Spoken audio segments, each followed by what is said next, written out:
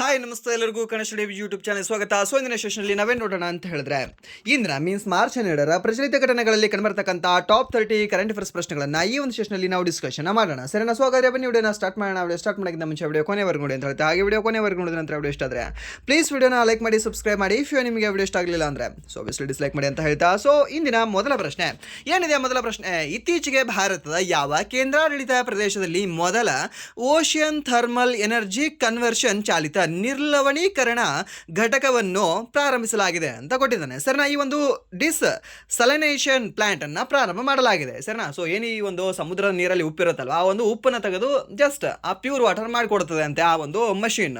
So ಅದನ್ನ ನಾವೇನಂತ ಹೇಳ್ತೀವಿ? OTEC ಅಂತ ಹೇಳ್ತೀವಿ. What you mean by OTEC? Ocean thermal energy conversion ಅಂತ ಹೇಳ್ತೀವಿ. ಫುಲ್ ಫಾರ್ಮ್ ಕೇಳ್ಬೋದಲ್ಲ ನಿಮಗೆ? ಯಾಕೆ ಈ ಕ್ವಶನೇ ಕೇಳ್ಬೋದು ಅಂತ ಎಕ್ಸ್ಪೆಕ್ಟೇಷನ್ ಇಟ್ಕೊಳ್ತೀರಾ? ಫುಲ್ ಫಾರ್ಮ್ ಕೇಳ್ಬೋದಲ್ಲ. ಯಾವುದು ಈ OTEC? Full form ocean thermal energy conversion ಅಂತ ಹೇಳ್ತೀವಿ. ಸರಿನಾ? ಸೊ ಇದನ್ನ ಎಲ್ಲಿ ಪ್ರಾರಂಭ ಮಾಡಲಾಗಿದೆ ಅಂತ ಕೇಳಿದ್ರೆ ಕವರಟ್ಟಿಯಲ್ಲಿ. ಸರಿನಾ? ಎಲ್ಲಿ? ಒಂದು ಕವರಟ್ಟಿಯಲ್ಲಿ ಇದನ್ನ ಆರಂಭ ಮಾಡಲಾಗಿದೆ. ಸರಿನಾ? ಹಾಗಾದ್ರೆ ಕವರಟ್ಟಿ ಆಪ್ಷನ್ ಅಲ್ಲಿ ಇಲ್ಲ ಸರ್. ಯಾವ್ದಾಗುತ್ತೆ ಹಾಗಾದ್ರೆ? ಅಂಡಮಾನ್ ನಿಕೋಬಾರ್ ಆಗುತ್ತಾ, ಲಕ್ಷದ್ವೀಪ ಆಗುತ್ತಾ, ಪುದುಚೇರಿ ಆಗುತ್ತಾ, ಅಥವಾ ಈ ಒಂದು ದಮನ್ ದಿಯು ಆಗುತ್ತಾ ಅಂತ. ಸೊ ಕವರಟ್ಟಿ ಕಂಡುಬರ್ತಕ್ಕಂತಹ ಒಂದು ಕೇಂದ್ರಾಡಳಿತ ಪ್ರದೇಶ ಯಾವುದು? ಸೊ ಅವಾಗ ನಾವು ಹೇಳಬೇಕಾಗುತ್ತೆ ಸರ್ ದ್ಯಾಟ್ ಈಸ್ ಈ ಒಂದು ಲಕ್ಷದ್ವೀಪ. ಸೊ ಈ ಒಂದು ಲಕ್ಷದ್ವೀಪದ ಕವರಟ್ಟಿಯಲ್ಲಿ ಈ OTEC ಅನ್ನ ಪ್ರಾರಂಭಿಸಲಾಗಿದೆ. ಸರಿನಾ? ಸೊ ಇದು ಏನಾಗಿದೆ ಅಂದ್ರೆ ಇದೊಂದು ನಿರ್ಲವಣೀಕರಣ ಘಟಕವಾಗಿದೆ. ಓಕೆ, ಸೊ ಇದಕ್ಕೆ ಸರಿಯಾದ ಉತ್ತರ ಯಾವ್ದಾಗುತ್ತೆ ಅಂದ್ರೆ ಆಪ್ಷನ್ ಬಿ ಅಂತ ಆಗುತ್ತೆ. ಅಂಡ್ ನೆಕ್ಸ್ಟ್ ಪ್ರಶ್ನೆ, ಕೇರಳ ಪೊಲೀಸರು ಮಹಿಳೆಯರ ಸುರಕ್ಷತೆಗಾಗಿ ಜಾರಿಗೆ ತಂದ ಹೊಸ ಉಪಕ್ರಮದ ಹೆಸರೇನು ಅಂತ ಕೇಳಿದಾನೆ. ಸರಿನಾ? ಸೊ ಯಾರು ತಂದಿದ್ದಾರೆ? ಫಸ್ಟ್ ಆಫ್ ಆಲ್ ಕೇರಳದ ಪೊಲೀಸರು. ಸೊ ಯಾರಿಗೆ ಸಲುವಾಗಿ ತಂದಿದ್ದಾರೆ? ಮಹಿಳೆಯರ ಸುರಕ್ಷತೆಗಾಗಿ ತಂದಿದ್ದಾರೆ. ಹಾಗಾದ್ರೆ ಆ ಒಂದು ಉಪಕ್ರಮದ ಹೆಸರೇನು ಅಂತ ಏನಾಗಿದೆ ಸರ್? ಅದು ಹೆಸರು ನಿರ್ಭಯ ನಿಶಾ ಶಕ್ತಿ ಯೋಜನೆ, ಮಹಿಳಾ ಕವಚ ಮತ್ತು ಪಿಂಕ್ ಪ್ರೊಟೆಕ್ಟ್ ಅಂತ ಕೊಟ್ಟಿದ್ದಾರೆ. ಸೊ ಇದಕ್ಕೆ ಸರಿಯಾದ ಉತ್ತರ ಯಾವ್ದಾಗಬಹುದು? ಯಾವುದು ಅಂತ ಕೇಳಿದ್ರೆ ಅವಾಗ ನಾವು ಹೇಳ್ಬೇಕಾಗುತ್ತೆ sir that is Nirbhaya Nisha. Okay, ಯಾವುದು? ಈ ಒಂದು ನಿರ್ಭಯ ನಿಶಾ ಅಂತ ಹೇಳ್ತೇವೆ. ಅಂಡ್ ದೆನ್ ನೆಕ್ಸ್ಟ್ ಪ್ರಶ್ನೆ, ಇತ್ತೀಚೆಗೆ ಸುದ್ದಿಯಲ್ಲಿದ್ದ ಮುಸ್ತಫಾ ಖಮೇನಿ ಯಾವ ದೇಶದ ಹೊಸ ಸುಪ್ರೀಂ ಲೀಡರ್ ಆಗಿ ನೇಮಕಗೊಂಡಿದ್ದಾರೆ ಅಂತ ಕೇಳಿದ್ದಾನೆ. ಸರ್ನ ಯಾರು ಈ ಮುಸ್ತಫಾ ಖಮೇನಿ ಅವರು? ಸರ್ನ ಈ ಒಂದು ಮುಸ್ತಫಾ ಖಮೇನಿ ಅವರು ಏನಿದಾರಲ್ವಾ, ಇವರು ಅಲಿ ಖಮೇನಿ ಅವರ ಮಗ ಆಗಿದ್ದಾರೆ. ಸರ್ನ ಯಾರು? ಈ ಮುಸ್ತಫಾ ಖಮೇನಿ. ಸೊ ಇವರು ಈ ಇರಾನ್ ದೇಶದ, ಇರಾಕ್ ದೇಶ ಅಲ್ಲ, ಸೊ ಬದಲಾಗಿ ಇರಾನ್ ದೇಶದ, ಯಾವ ದೇಶ? ಈ ಒಂದು ಇರಾನ್ ದೇಶದ ಸುಪ್ರೀಂ ಲೀಡರ್ ಆಗಿ ಇವರು ನೇಮಕಗೊಂಡಿದ್ದಾರೆ. ಓಕೆ, ಸೊ ಎಸ್ಟರ್ಡೇ ಕ್ಲಾಸಲ್ಲಿ ಸ್ವಲ್ಪ ಟೆಂಗ್ ಟ್ವಿಸ್ಟ್ ಆಗಿ ಈ ಟೆಹರಾನ್ ಏನಿದೆ ಅಲ್ವಾ, ಅದು ಇಸ್ರೇಲ್ನ ರಾಜಧಾನಿ ಅಂತ ಹೇಳಿದ್ದೀನಿ ಅನ್ಸುತ್ತೆ. ಓಕೆ, ಸೊ ಇಸ್ರೇಲ್ನ ರಾಜಧಾನಿ ಅಲ್ಲ, ಸೊ ಇರಾನ್ನ ರಾಜಧಾನಿ. ಓಕೆ, ಸೊ ಇರಾನ್ನ ರಾಜಧಾನಿ ಯಾವುದು ಅಂದರೆ ಟೆಹರನ್. ಆ್ಯಂಡ್ ದೆನ್ ನೆಕ್ಸ್ಟ್ ಈ ಇಸ್ರೇಲ್ನ ರಾಜಧಾನಿ ಯಾವುದು ಅಂತ ಕೇಳಿದ್ರೆ ಅವಾಗ ನಾವು ಹೇಳಬೇಕಾಗುತ್ತೆ ಜೆರುಸಲೇಮ್ ಅಂತ ಹೇಳಬೇಕಾಗತ್ತೆ. ಓಕೆ, ಸೊ ಅದು ಸಹ ನಿಮಗೆ ಗೊತ್ತಿರಲಿ. ಸೊ ಕನ್ಫ್ಯೂಷನ್ ಆಗೋದೇನು ಬೇಡ, ಸೊ ಜಸ್ಟ್ ನಿಮಗೆ ಗೊತ್ತಿರ್ತದೆ. ಓಕೆ, ಆ್ಯಂಡ್ ದೆನ್ ನೆಕ್ಸ್ಟ್ ಮುಂದಿನ ಪ್ರಶ್ನೆ, ಭಾರತ ಮತ್ತು ಜಪಾನ್ ನಡುವೆ ನಡೆದ ಜಂಟಿ ಮಿಲಿಟರಿ ವ್ಯಾಯಾಮ ಧರ್ಮಾ ಗಾರ್ಡಿಯನ್ 2026 ಎಲ್ಲಿ ನಡೆಯಿತು ಅಂತ. ಸರಿನಾ? ಸೊ ಈ ನಿಮಗೆ ಒಂದು ಹೇಳಿದ್ದೆ ನಾನು, ಏನಂತ ಸುಮ್ಮನೆ ಮಾತಿಗೆ ಹೇಳಿದ್ದೆ, ಈ ಒಂದು ಧರ್ಮಕ್ಕೆ ಉತ್ತರ ಯಾರು ಕೊಡಬೇಕು? ಆ ದೇವರೇ ಕೊಡಬೇಕು. ಸೊ ಉತ್ತರ ಪ್ರದೇಶ ಅಲ್ಲ, ಬದಲಾಗಿ ಉತ್ತರಾಖಂಡ ಅಂತ ಹೇಳ್ತೀವಿ. ಸರಿನಾ? ಯಾವುದು? ಈ ಒಂದು ಉತ್ತರಾಖಂಡ.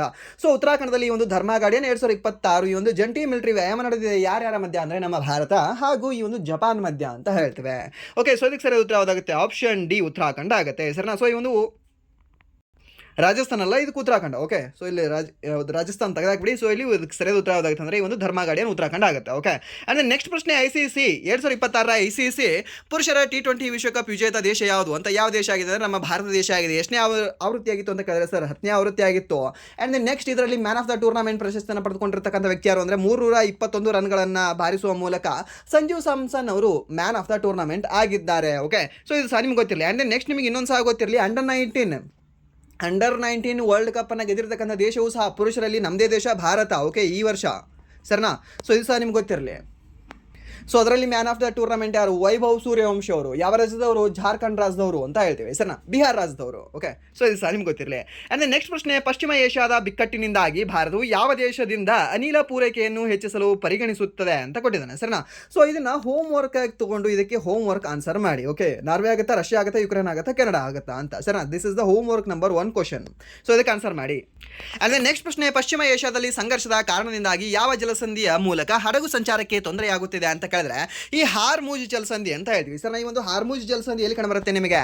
ಈ ಓಮಾನ್ ಹಾಗೂ ಈ ಇರಾನ್ ದೇಶಗಳ ಮಧ್ಯೆ ಕಂಡುಬರ್ತಕ್ಕಂಥ ಒಂದು ಜಲಸಂಧಿ ಯಾವುದು ಅಂತ ಹೇಳಿದ್ರೆ ನಾವು ಅವಾಗ ಹೇಳಬೇಕಾಗುತ್ತೆ ಸರ್ ದ್ಯಾಟ್ ಈಸ್ ಈ ಒಂದು ಹಾರ್ಮುಜ್ ಜಲಸಂಧಿ ಅಂತ ಹೇಳಬೇಕಾಗುತ್ತೆ. ಓಕೆ, ಹಾಗೆ ಯಾವ ಎರಡು ನೀರಿನ ಭಾಗಗಳನ್ನ ಇದು ಬೇರ್ಪಡೆ ಮಾಡುತ್ತೆ ಅಥವಾ ಕೂಡಿಸುತ್ತೆ ಅಂತ ಕೇಳಿದ್ರೆ ಅವಾಗಲೂ ಹೇಳಬೇಕಾಗುತ್ತೆ ಸರ್. ಈ ಒಂದು ಪರ್ಷಿಯನ್ ಗಲ್ಫ್ ಹಾಗೆ ಇಂಡಿಯನ್ ಓಷನ್ನ ಸರ್, ಈ ಒಂದು ಇಂಡಿಯನ್ ಓಷನ್ ಹಾಗೆ ಒಂದು ಪರ್ಷಿಯನ್ ಗಲ್ಫ್ ಅಥವಾ ಈ ಒಂದು ಓಮನ್ ಗಲ್ಫ್ ಅಂತ ಹೇಳ್ಬೋದು. ಸೊ ಯಾವುದಾದ್ರೂ ನೀವು ಹೇಳ್ಬೋದು ಇದಕ್ಕೆ. ಓಕೆ, ಸೊ ಇವು ಎರಡನ್ನ ಸಹ ಕನೆಕ್ಟ್ ಮಾಡ್ತಕ್ಕಂಥ ಒಂದು ಜಲಸಂಧಿ ಯಾವುದು ಅಂತ ಕೇಳಿದ್ರೆ ಈ ಒಂದು ಹಾರ್ಮುಜ್ ಜಲಸಂಧಿ ಅಂತ ಹೇಳ್ತೀವಿ. ಓಕೆ, ಆ್ಯಂಡ್ ನೆಕ್ಸ್ಟ್ ಈ ಒಂದು ಮಲಕ್ಕಾ ಜಲಸಂಧಿ ಮಲೇಷ್ಯಾ ಮತ್ತು ಸುಂಡಾ ನಡುವೆ ಇದು ಕಂಡು ಬರುತ್ತೆ. ಓಕೆ, ಸೊ ಇದು ಸಹ ನಿಮಗೆ ಗೊತ್ತಿರಲಿ. ಆ್ಯಂಡ್ ನೆಕ್ಸ್ಟ್ ಈ ಒಂದು ಜಿಬ್ರಾಲ್ಟರ್ ಜಲಸಂಧಿ ಎಲ್ಲಿ ಕಂಡು ಬರುತ್ತೆ ಅಂತ ಕೇಳಿದ್ರೆ ಈ ಆಫ್ರಿಕಾ ಹಾಗೂ ಯುರೋಪ್ನ ಮಧ್ಯ ಕಂಡುಬರ್ತಕ್ಕಂಥ ಒಂದು ಜಲಸಂಧಿ ಯಾವುದು ಅಂದರೆ ಈ ಒಂದು ಜಿಬ್ರಾಲ್ಟರ್ ಜಲಸಂಧಿ ಅಂತ ಹೇಳ್ತೀವಿ. ಇಲ್ಲಾಂದರೆ ಈ ಒಂದು ಅಟ್ಲಾಂಟಿಕ್ ಓಷನ್ ಹಾಗೆ ಈ ಒಂದು ಮೆಡಿಟೇರಿಯನ್ ಸಮುದ್ರವನ್ನು ಬೇರ್ಪಡೆ ಮಾಡ್ತಕ್ಕಂಥ ಒಂದು ಜಲಸಂಧಿ ಯಾವುದು ಅಂತ ಕೇಳಿದ್ರೆ ಒಂದು ಜಿಬ್ರಾಲ್ಟರ್ ಜಲಸಂಧಿ ಅಂತ ಹೇಳ್ತೀವಿ. ಓಕೆ, ಸೊ ಇದು ಸಹ ನಿಮಗೆ ಗೊತ್ತಿರಲಿ. ಇಲ್ಲ ಅಂತಂದರೆ ನಿಮಗೆ ಮೊರಾಕೋ ಮತ್ತು ಈ ಒಂದು ಸ್ಪೇನ್ಗಳ ಮಧ್ಯ ಕಂಡುಬರ್ತಕ್ಕಂಥ ಒಂದು ಜಲಸಂಧಿ ಯಾವುದು ಅಂತ ಕೇಳ್ತಾನೆ, ಅವಾಗ ನೀವು ಅಗೇನ್ ಹೇಳಬೇಕಾಗಿರೋದು ಇದೇ ಒಂದು ಜಿಬ್ರಾಲ್ಟರ್ ಜಲಸಂಧಿ ಅಂತ. ಓಕೆ,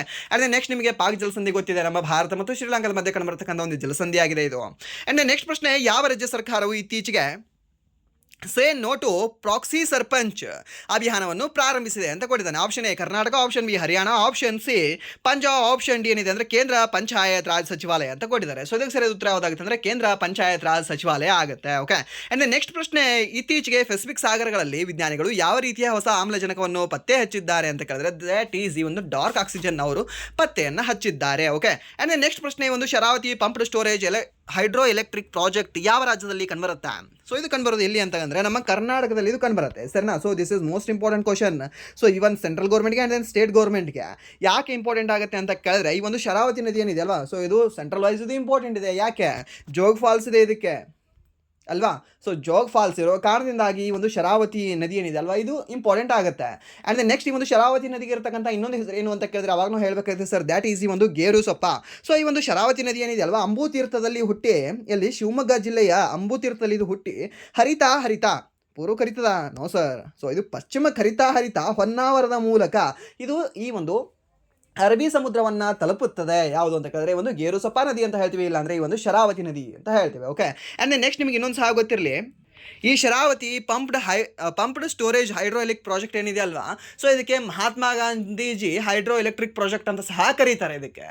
ಓಕೆ, ಸೊ ಯಾವ ಹೆಸರಿಂದ ಕರಿಬಹುದು ಅಂತ ಸಹ ಕೇಳಿದ್ರೆ ಅವಾಗ ನೀವು ಹೇಳಬೇಕಿತ್ತು ಸರ್ ನಮ್ಮ ಮಹಾತ್ಮ ಗಾಂಧೀಜಿಯವರು ಅಂತ. ಆ್ಯಂಡ್ ನೆಕ್ಸ್ಟ್ ಪ್ರಶ್ನೆ, ಈ ಒಂದು ಹುರನ್ ಗ್ಲೋಬಲ್ ರಿಚ್ ಲಿಸ್ಟ್ 2026 ಪ್ರಕಾರ ಭಾರತದ ಅತ್ಯಂತ ಶ್ರೀಮಂತ ವ್ಯಕ್ತಿ ಯಾರು ಸರ್? ಯಾರು ಇದ್ದಾರೆ?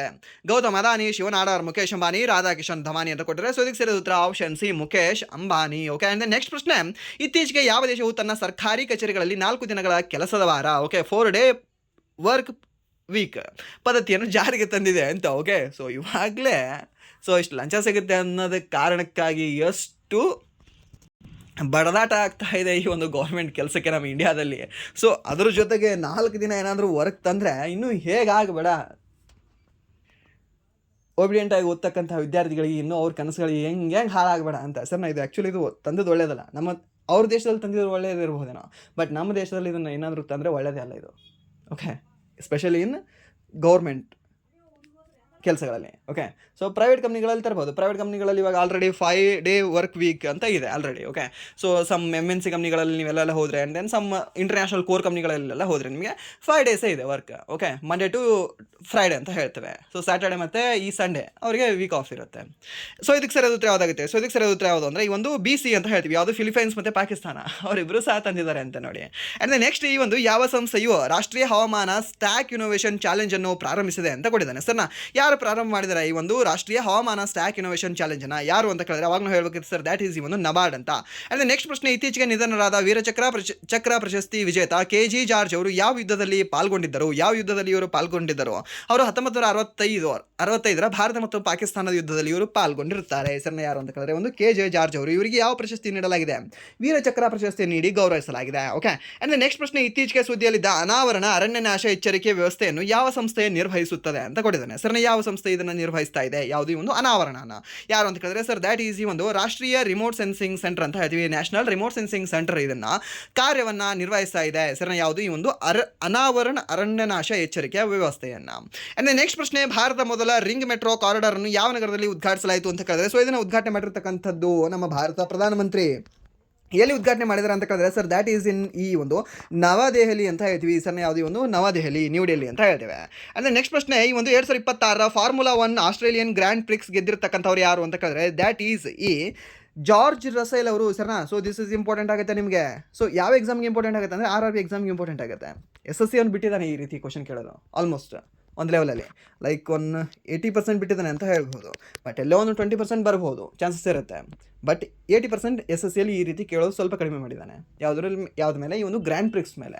ಓಕೆ, ಒಂದು ಆಸ್ಟ್ರೇಲಿಯನ್ ಗ್ರ್ಯಾಂಡ್ ಪ್ರಿಕ್ಸ್ ಆಗಿರಲಿ, ಬ್ರಿಟನ್ ಗ್ರ್ಯಾಂಡ್ ಪ್ರಿಕ್ಸ್ ಆಗಿರಲಿ, ಸೊ ಬೇರೆ ಎಲ್ಲ ಈ ಜಪಾನ್ ಗ್ರ್ಯಾಂಡ್ ಪ್ರಿಕ್ಸ್ ಎಲ್ಲ ನಡೀತದಲ್ವಾ. ಸೊ ಈ ಒಂದು ಗ್ರ್ಯಾಂಡ್ ಪ್ರಿಕ್ಸ್ ಮೇಲೆ ಸ್ವಲ್ಪ ಕಡಿಮೆ ಮಾಡಿದ್ದಾನೆ SSCಯಲ್ಲಿ. ಬಟ್ RRBಯಲ್ಲಿ ಫಿಕ್ಸ್ ಇವಾಗಲೂ ಸಹ ಕೇಳ್ತಾ ಇದ್ದಾನೆ ಈ ರೀತಿಯ ಪ್ರಶ್ನೆ. ಸೊ ಯಾರು ಅಂತ ಹೇಳಿದ್ರೆ ಜಾರ್ಜ್ ರಸೆಲ್ ಅವರು ಅಂತ ಹೇಳ್ತೀವಿ ಸರ್ನಾ. ಸೊ ಇದು ಸರ್ ನಿಮ್ಗೆ ಗೊತ್ತಿರಲಿ. ಆ್ಯಂಡ್ ನೆಕ್ಸ್ಟ್ ಪ್ರಶ್ನೆ, ಯಾವ ರಾಜ್ಯವು 2026 ಅಂತಾರಾಷ್ಟ್ರೀಯ ಮಹಿಳಾ ದಿನವನ್ನು ಗಿವ್ ಟು ಗೇನ್ ಎಂಬ ಥೀಮ್ನೊಂದಿಗೆ ಆಚರಿಸಲಾಯಿತು ಅಂತ ಕೇಳಿದ್ರೆ give to gain, that is ಈ ಒಂದು ಮಹಾರಾಷ್ಟ್ರ ಅಂತ ಹೇಳ್ತೀವಿ. ಆ್ಯಂಡ್ ನೆಕ್ಸ್ಟ್ ಪ್ರಶ್ನೆ, ಹ್ಯುಮನಾಯ್ಡ್ ಮಿಷನ್ ಮತ್ತು ಗಗನಯಾನದಲ್ಲಿ ಗಗನಯಾತ್ರಿಗಳ ಆರೋಗ್ಯ ಸಂಶೋಧನೆಗಾಗಿ ಇಸ್ರೋ ಯಾವ ಸಂಸ್ಥೆಯೊಂದಿಗೆ ಒಪ್ಪಂದ ಮಾಡಿಕೊಂಡಿದೆ?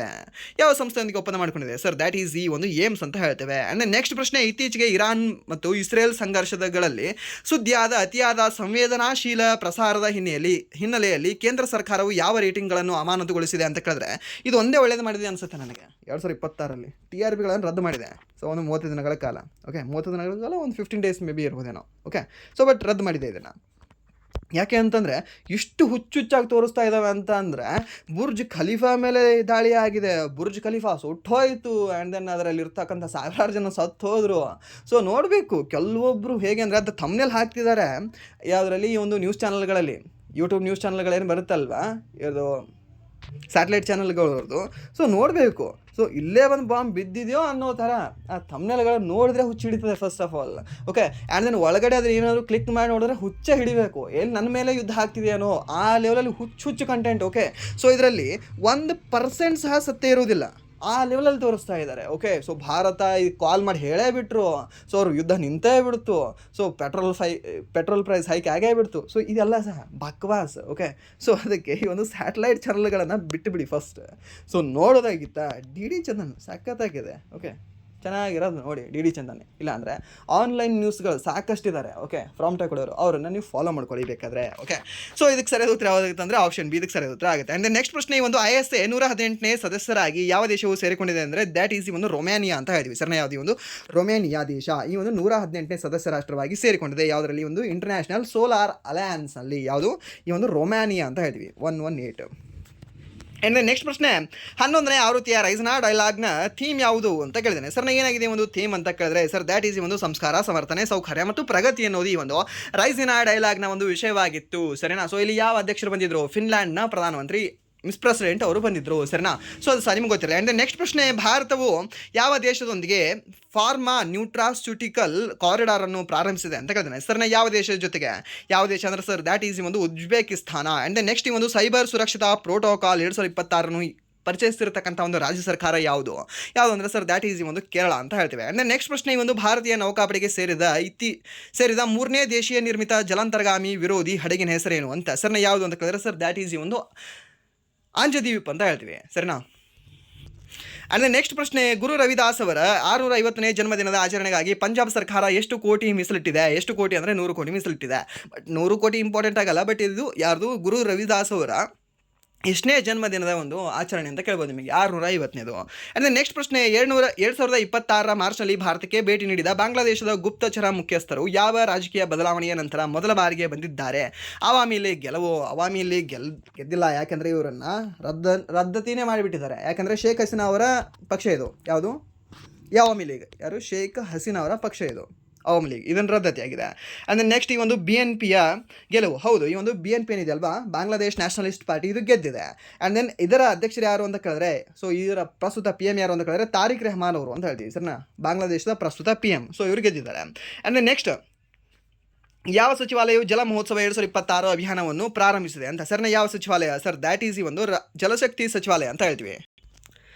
ಆ್ಯಂಡ್ ನೆಕ್ಸ್ಟ್ ಪ್ರಶ್ನೆ, ಇತ್ತೀಚೆಗೆ ಜಿರ್ಕಾನ್ ಹೈಪರ್ಸಾನಿಕ್ ಕ್ಷಿಪಣಿಯನ್ನು ಯಶಸ್ವಿಯಾಗಿ ಪರೀಕ್ಷಿಸಿದ ದೇಶ ಯಾವುದು ಅಂತ ಕೇಳಿದಾನೆ. ಸರ್ನ ಯಾವುದೇ ಒಂದು ಜಿರ್ಕಾನ್ ಯಾವ ದೇಶ ಅಂದರೆ ಸರ್ ದ್ಯಾಟ್ ಈಸ್ ಈ ಒಂದು ರಷ್ಯಾ ದೇಶ ಅಂತ ಹೇಳ್ತೀವಿ. ಯಾವುದೇ ಒಂದು ಜಿರ್ಕಾನ್ ಹೈಪರ್ಸಾನಿಕ್ ಕ್ಷಿಪಣಿಯನ್ನು ಇದು ಪರೀಕ್ಷೆ ಮಾಡಿದೆ. ಆ್ಯಂಡ್ ನೆಕ್ಸ್ಟ್ ಪ್ರಶ್ನೆ, ಅಂತಾರಾಷ್ಟ್ರೀಯ ಮಲೇರಿಯಾ ಕಾನ್ಫರೆನ್ಸ್ 2026 ಎಲ್ಲಿ ನಡೆಯಿತು ಅಂತ ಕೇಳಿದ್ರೆ ಸರ್ ದ್ಯಾಟ್ ಈಸ್ ಈ ಒಂದು ನವದೆಹಲಿಯಲ್ಲಿ ಇದು ನಡೆದಿದೆ. ಓಕೆ, ಸೊ ಇದಾಗಿತ್ತು ಇಲ್ಲಿವರೆಗೆ ಮಾರ್ಚ್ 12, 2026 ಪ್ರಚಲಿತ ಘಟನೆಗಳಲ್ಲಿ ಕಂಡುಬರ್ತಕ್ಕಂಥ ಟಾಪ್ 30 ಕರೆಂಟ್ ಅಫೇರ್ಸ್ ಪ್ರಶ್ನೆಗಳು. ಸೊ ಇಲ್ಲಿವರೆಗೂ ವಿಡಿಯೋ ನೋಡೋದಕ್ಕೆ ಫಸ್ಟ್ ಆಫ್ ಆಲ್ ಧನ್ಯವಾದಗಳು. ಆ್ಯಂಡ್ ದೆನ್ ಇಲ್ಲಿವರೆಗೂ ವಿಡಿಯೋ ನೋಡಿ ನಿಮಗೆ ಏನಾದರೂ ವಿಡಿಯೋ ಇಷ್ಟ ಆಗಿದ್ರೆ ಪ್ಲೀಸ್ ವಿಡಿಯೋನ ಲೈಕ್ ಮಾಡಿ, ಸಬ್ಸ್ಕ್ರೈಬ್ ಮಾಡಿ. ಇಫ್ ನಿಮಗೆ ವಿಡಿಯೋ ಇಷ್ಟ ಆಗಲಿಲ್ಲ ಅಂದರೆ ಸೊ ಡಿಸ್ಲೈಕ್ ಮಾಡಿ ಅಂತ ಹೇಳ್ತಾ ವಿಡಿಯೋನ ಇಲ್ಲಿಗೆ ಏನು ಮಾಡ್ತಾ ಇದ್ದೀನಿ. Once again thank you so much.